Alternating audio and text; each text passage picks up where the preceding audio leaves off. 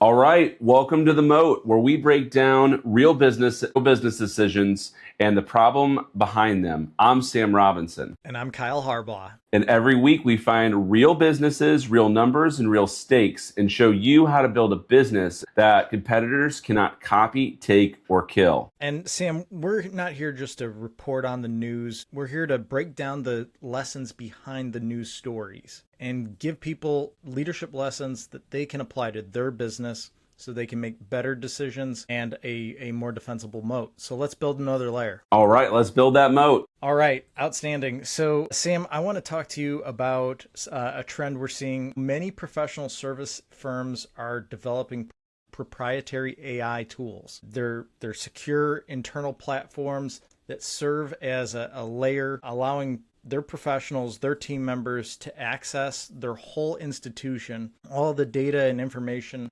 that they have available to them, but they're keeping it in a secure infrastructure so that that information is not being shared on, say, like a cloud platform like OpenAI or Claude or something along those lines. But the major roadblock is siloed, inaccurate data and data that's not harmonized. So I wanted to talk to you about this. What are some of the challenges and advantages of doing this? Yeah. So there's actually a number of different things that are going on right now. And for those that don't know, on the back end for building this type of infrastructure is that data is inherently messy. So it's like even right now as we're speaking, like literally like almost exabytes of data, or I mean, that's like an insane number, is going to be created just within this week, like across the world. And for those that don't know, that's like many computers per like second, like that of data that's just being like, you go and buy your personal computer, it'll be filled up within like basically a minute. So like that's how much information's being uploaded by, like, it's extremely fast. So what happens is that all this data comes in a format that these companies are used to. And what happens during that period of time is that they may take one piece here and one piece there, and then it just becomes this messy infrastructure of like, we'll just, plop and drop it here as an output, and good luck for the next guy that wants to use this. And no one is necessarily building an infrastructure that, as far as I'm concerned, no one has built an infrastructure that has worked across all different types of platforms, all different types of data. And that's really the push that we're seeing right now. And there's a lot of hope that these large language models can take that information and recreate a better structure. However, they're not really made for that. They're made to speak plain English, and the reality is that it's messy. So there's that. Then on top of that, as there's all this data and information, there's what's called data harvesting. And so different companies may harvest data differently, both stated and unstated. In fact, a lot of these companies, there's a big play for like, hey, who has the data? What type of information are you collecting? We want to know. And when you say a cloud infrastructure, that tells me that like we just think of things as the cloud and hope for the best, but it really just goes down to a machine or a computer or something like this. And you could call almost anything the cloud as long as it's accessible through another computer. And the reality is that there's a ton of different ways that information gets used and stored. Private infrastructure, private data, and the use of that is actually becoming more prevalent now simply because of intellectual property, IP, versus your public, or maybe there's even like a mixed usage, whereas like you go and put this information on a computer and someone else could be using it too. So if they have an issue, you now potentially have an issue unless you're secured. But even that with the mixed usage, that could get destroyed. And so there's all these other issues like, it's like, okay, well, I need a dedicated server now. Can I keep it dedicated? I got to keep my stuff private and separate. And they say they do, but there's companies like Facebook that have gotten caught using other people's data for reasons that they shouldn't. Google is not immune to that. Microsoft's not immune to that, et cetera, et cetera, et cetera. And they say one thing and it happens differently. And so the private infrastructure and private cloud is going to become more prevalent, especially for these larger businesses. Yeah. And whether that's intentional, like they're selling it, or they're just not securing it as well as they should, and it's unintentional. That data is getting to other people that it shouldn't be. So yeah, that's a problem. Especially if Correct. it's Yeah, and then the next question is access points. So mm, an access point within your company could be something like an internal tool of like, hey, we're accessing this. We got all of our data here. I've got drop my Excel spreadsheet in there, and we're going to talk through these things for within the business, and it's going to help us. Hurrah! And or maybe you took a picture of your notes from a client meeting. Okay, great. But then the question doesn't become who has access to it within your company. The question is how is that information going to be used, and then what companies have access to that. So if you haven't secured that, or you haven't had a real conversation and had some sort of business agreement in place, or maybe AI now has access to something that you didn't necessarily give permission to, but it was turned on by default, which Google is also doing right now, is turning things on by default for things that we did not ask for.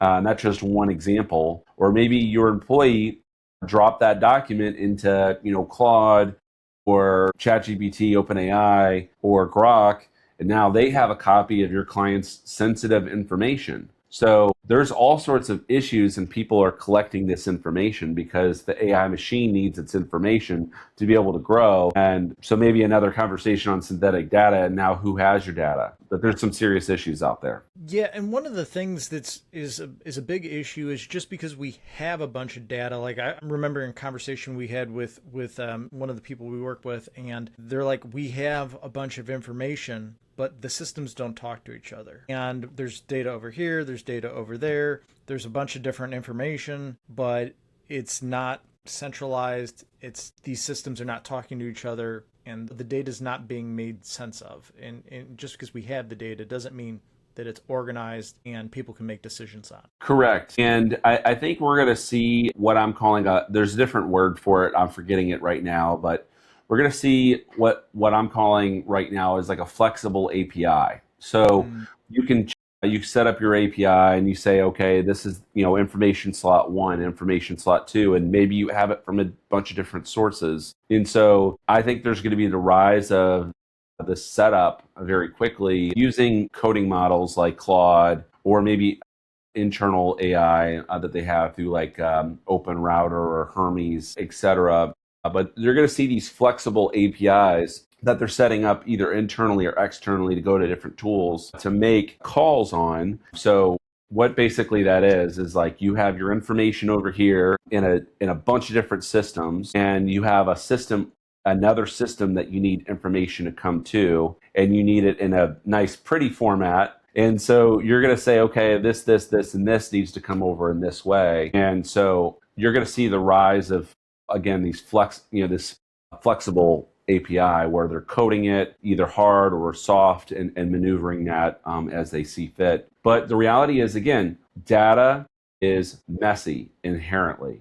You might have a bag of words. It may just be a block of information. And the question is, how do you dissect that? How do you work through that? And it's usually through these structured systems, these autonomous systems that are built by hand or through AI. And I think you're going to have the rise of that very quickly here to be able to get through all these systems that people are building. Maybe you throw up a dashboard or a CRM for an internal use for one aspect of your business, or a large enterprise might be doing that, but they got to keep it private. So then how do you keep it private? Well, you use up all your tokens, and now it's super expensive, and you've just spent $100,000 to build something that you could have done by hand anyway. Or if you had a better method, it could have been much cheaper. So it's going to be messy. I think it's going to be messy for the foreseeable future. And since data is inherently messy, it's very much cleaning up after a big event or a race. It's like, cups everywhere, trash everywhere, and now we've got to run the cleanup. It's very much the same way.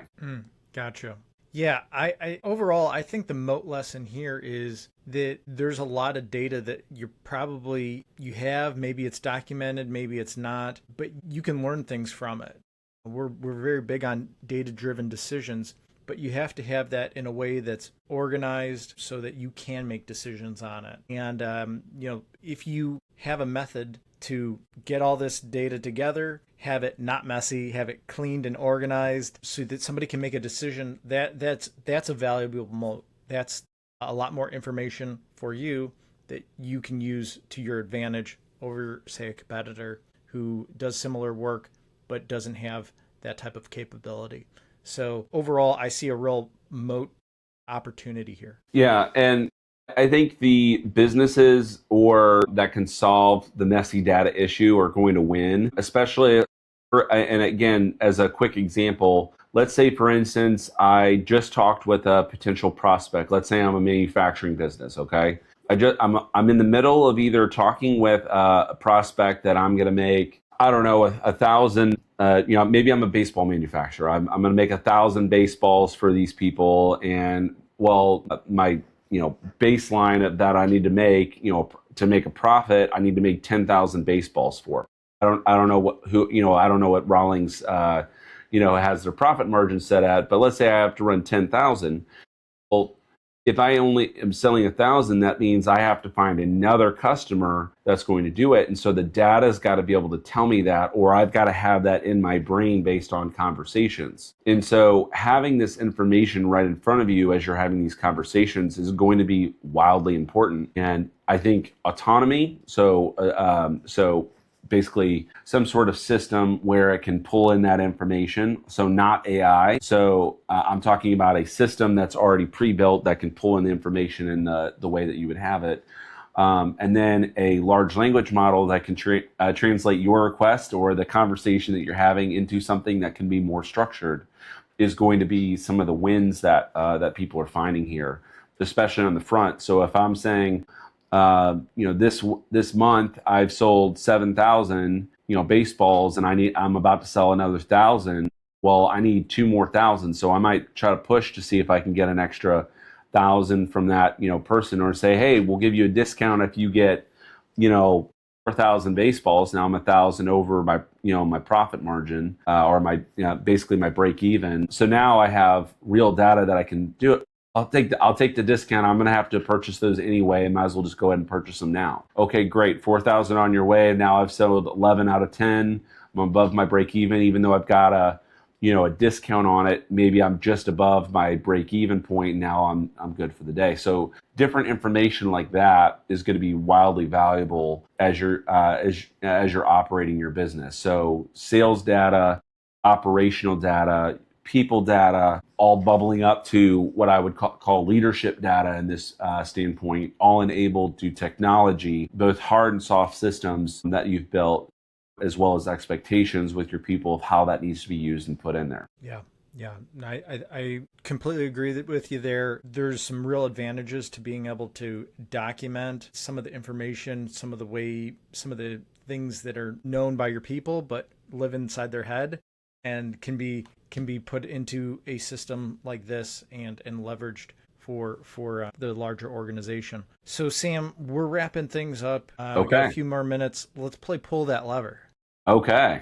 I love it. What do you think? What do you think for this one? Is it time, money, or people? So in this case, a lot of so if we're talking specifically about the firms building this enterprise level like AI search, mm-hmm. The reality is that most of these businesses have to spend a significant amount of money to build infrastructure that they have been pushing off for a while. Correct. It's like, and when I say pushing off for a while, I mean that most of these businesses over time have been forced to make these decisions from a larger enterprise standpoint. If you're a smaller company, this is a different story. But for the larger companies so again, I'm going to say money in this case, for the larger companies. I'm going to say people for the smaller companies.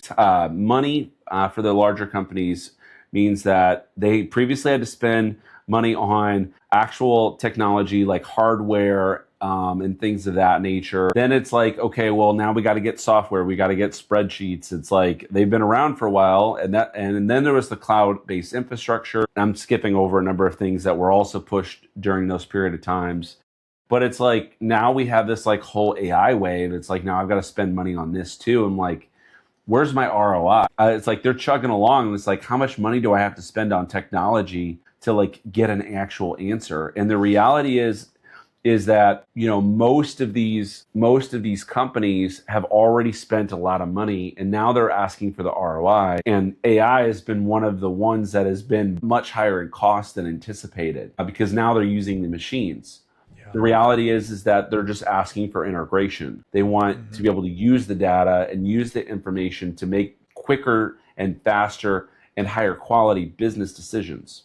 So money on the enterprise. On the smaller, it's going to be your people. And the reality is that most of the information lives in your people's heads. So that means that you have to ask your people specific questions and getting it into a database. So it's kind of this catch between people and time, but more people, where they've got to have the habits and they got to build the habits to get that information out of their head onto a system continually. So it depends. Yeah, those are both really good points. I was thinking that this is, once the system is done, it's a time saver. But like you said, it's going to take a significant cost.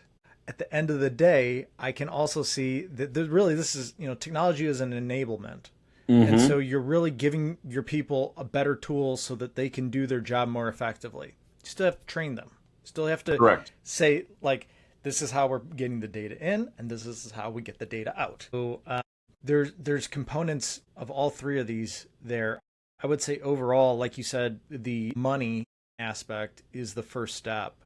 You got to make the investment. You can see the people are going to be more effective. They're going to be faster. There's a lot of advantage there to be had, and there's time savings as well. But you got to spend the money to get there. Correct. So with that said, let's go ahead and close out. We've got more episodes to come, and a lot of other really great things to talk about. Today was regarding data and the infrastructure that a lot of these larger enterprises are having. So if you're not subscribed, go ahead and hit the subscribe button right now. Hit the thumbs up. We would greatly appreciate it. And drop a comment. So the comment for today is, what system do you currently use, and why do you like it, or why do you hate it? So if you really hate a system, I want to see that. If you really like a system, or are seeing something that you're saying, man, we could just get our hands on this would be amazing. Would love to see that too in the comments. Other than that, go ahead and share it with a friend. Would love that. And if you have a business, or you're running a business where you need this insight specific to you, not just broad that we're doing here today, go ahead and book time with us. We would love to have that conversation with you. Until then, keep building your business that others cannot copy, take, or kill. I'm Sam Robinson, and we're talking through these real businesses and real business decisions that people are making right this very moment. This is not a news. This is real decisions and issues. So keep building that moat. Keep building the moat, everyone. Take care.